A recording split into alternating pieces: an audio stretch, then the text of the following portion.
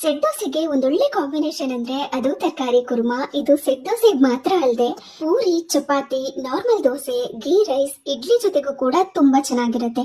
ಮಾಡ್ಕೊಳ್ಳೋದು ತುಂಬಾ simple, taste ಮಾತ್ರ ಅದ್ಭುತ. ನಿಮ್ಗೆ ಬೇಕಾಗಿರುವಂತ ತರಕಾರಿಗಳನ್ನ ತಗೊಳ್ಳಿ. ಮಸಾಲೆಗೆ ಸ್ವಲ್ಪ ತೆಂಗಿನಕಾಯಿ, ಗೋಡಂಬಿ, ಶುಂಠಿ, ಬೆಳ್ಳುಳ್ಳಿ, ಸೋಂಪು, ಚಕ್ಕೆ, ಲವಂಗ, ಏಲಕ್ಕಿ, ಸ್ವಲ್ಪ ಗಸಗಸೆ, ಖಾರಕ್ಕೆ ತಕ್ಕಂತೆ ಹಸಿಮೆಣಸಿನಕಾಯಿ, ಪುದೀನ ಸೊಪ್ಪು, ಕೊತ್ತಂಬರಿ ಸೊಪ್ಪನ್ನು ಹಾಕಿ ಗ್ರೈಂಡ್ ಮಾಡ್ಕೋಬೇಕು. ಒಂದು ಬಾಳಿನಲ್ಲಿ ಎಣ್ಣೆ ಬಿಸಿ ಮಾಡ್ಕೊಂಡು ಅದಕ್ಕೆ ಈರುಳ್ಳಿನ ಹಾಕಿ ಫ್ರೈ ಮಾಡಿ ಸಣ್ಣಗೆ ಹೆಚ್ಚಿಟ್ಕೊಂಡಿರುವಂತ ಕ್ಯಾರೆಟ್, ಬೀನ್ಸ್, ಹೂಕೋಸು, ಹಸಿ ಬಟಾಣಿ, ಆಲೂಗಡ್ಡೆನ ಸೇರಿಸಿ ಸ್ವಲ್ಪ ಉಪ್ಪನ್ನ ಸೇರಿಸಿ ಚೆನ್ನಾಗಿ ಮಿಕ್ಸ್ ಮಾಡಿಕೊಂಡು ಇದನ್ನ ಎಣ್ಣೆನಲ್ಲಿನೇ ಸ್ವಲ್ಪ ಹೊತ್ತು ಫ್ರೈ ಮಾಡ್ಕೋಬೇಕು.